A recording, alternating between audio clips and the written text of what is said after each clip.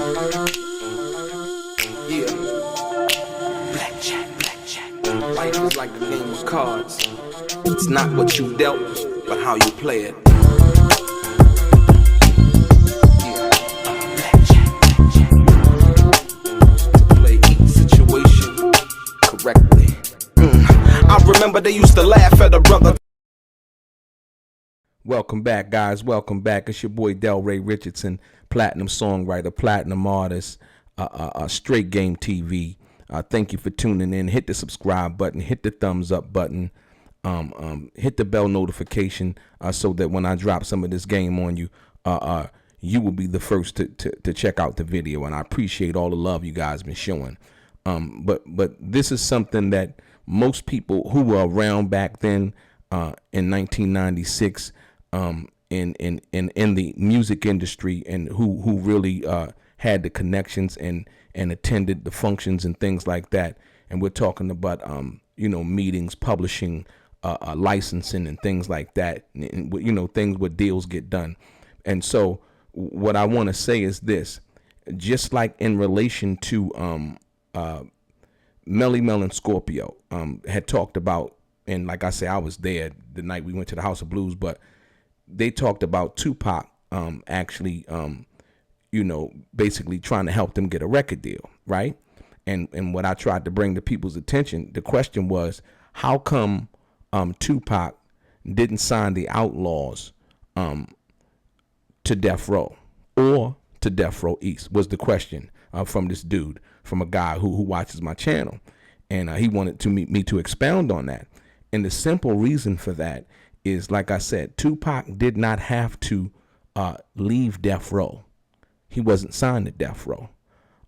Tupac, or should I say Suge Knight, wasn't stealing money from Tupac. He couldn't steal money from Tupac because Death Row did not have a royalty department. They didn't account for anything. Everything was coming through Warner Brothers Records and Interscope, right? And so if you had a contract, then you could enforce it. You could go then to either Warner Brothers or Interscope, like I said, to be able to get your royalties from that perspective, like I said. And so that was the reason why Snoop had sued Death Row too, like I said. And then, they ultimately worked the deal out where, he was able to go to Master P. But the simple fact of the matter is once again, Tupac didn't sign the Outlawz, which was his group. You had Yaki, you had Mutai, you had Young Noble had came in, you had Edie, because Tupac, he didn't want his group to be signed to Death Row.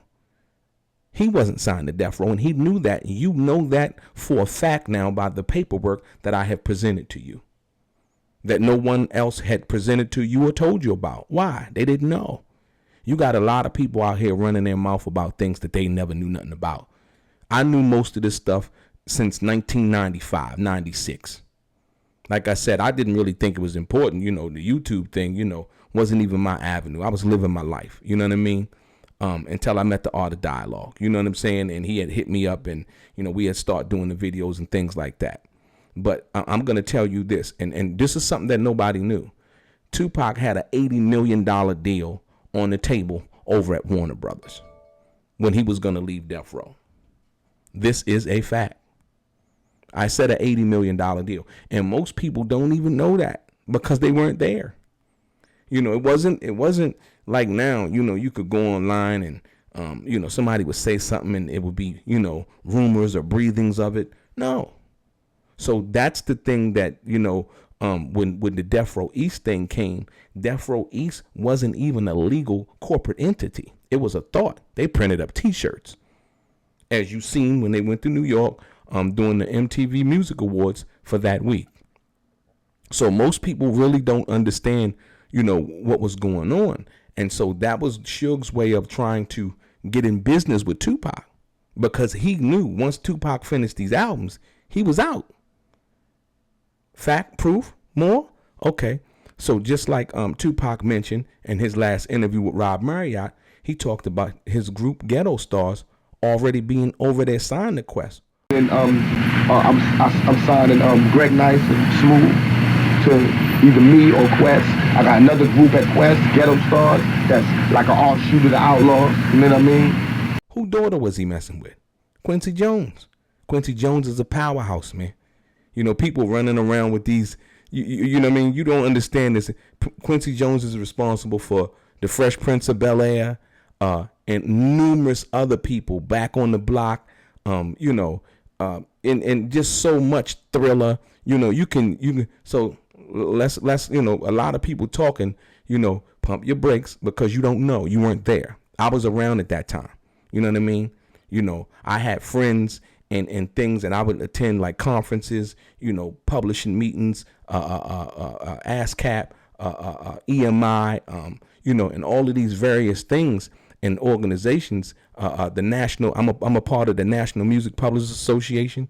So you got to understand, you know, how this thing works.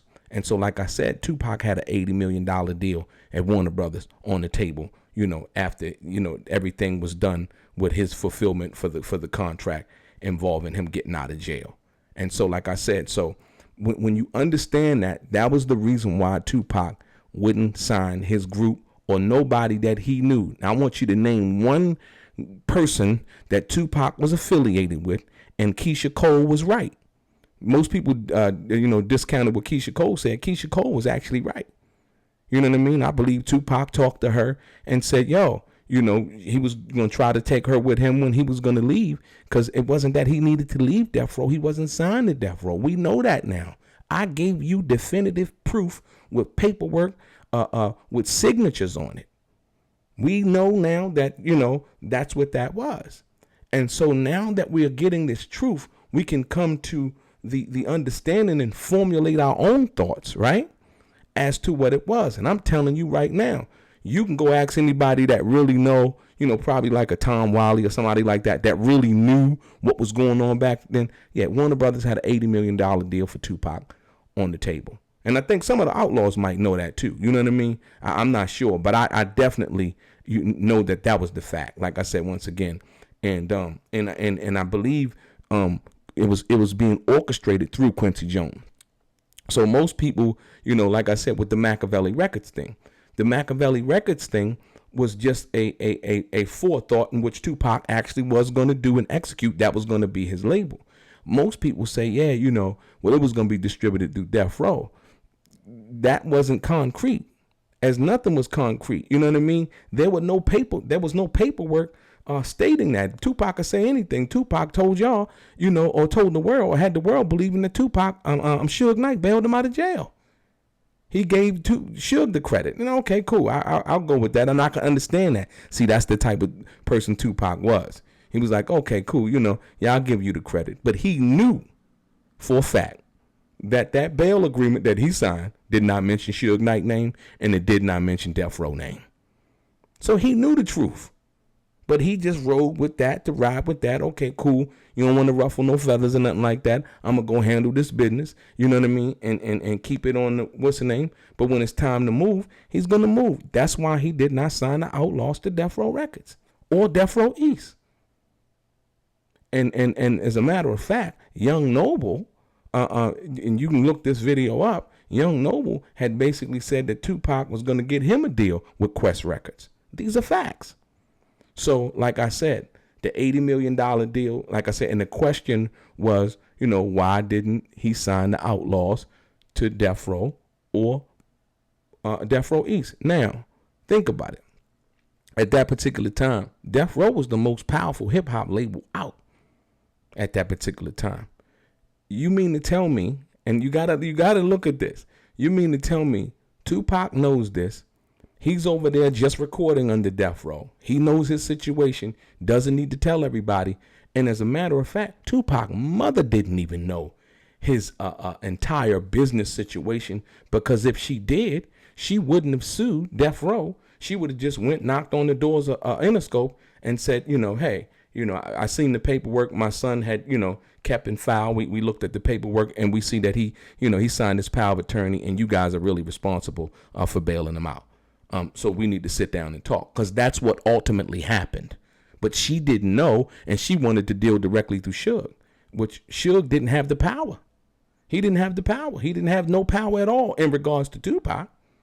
In regards to Tupac's masters, music, his royalties, none of that. And like I said, Tupac was going to receive his royalties, but it wasn't royalty time. People, once again, when Tupac was in jail, Jimmy Iovine and Interscope actually advanced Tupac $600,000 to pay his legal fees. When Tupac came out of jail, basically when you tally it all up, the 1.4, Tupac was basically $2 million back in debt, right? That's why they had him do that. And people say, well, yeah, Suge definitely was the catalyst that, pushed that forward. But if Tupac didn't sign that power of attorney agreement, he wasn't getting out of jail.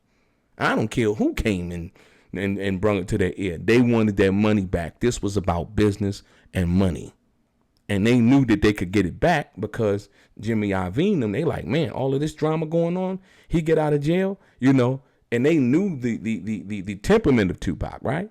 So they knew immediately they was going to get their money back, and they did. So like I said, that was the reason why he didn't sign any of his groups, even Melly Mel and Scorpio. Like I said, when they went down there and he agreed to, get on the album and produce some of the album that they were going to come out with. And like I said, he even said that in the last interview, talking about getting Melly Mel and Scorpio and them a deal. Period. These are facts. And so, like I said, for the people who were really around back then, really understand and know what was up. You know what I mean? You got a lot of people today trying to, act as if they know and, they never met Tupac, didn't know Tupac, never conversated with Tupac or none of those things. And so, like I said, even, like I said, some of the Outlawz may have been privy to this, like I said, because they were young brothers back then too. You know what I mean? But like I said, it's all facts. So yeah, so that would have been the reason that he didn't sign Outlawz to Deathrow or Deathrow East. Like I said, Tupac had his own plans, and there was an $80 million deal on the table at Warner Brothers when Tupac got finished his obligations under his original Interscope contract. And hold on, one more thing. To confirm what I'm saying in regards to the $80 million deal, the type of deals that they were giving out at that time, they gave REM, the group REM, Michael Stipe and them, they gave on September, on the day that Tupac died, they announced that they had gave the rock group REM a $80 million deal. The same kind of deal that they were going to give Tupac. Facts. Look at the date. September 13th, 1996, REM, $80 million deals with Warner Brothers. Your boy Delray, Straight Game.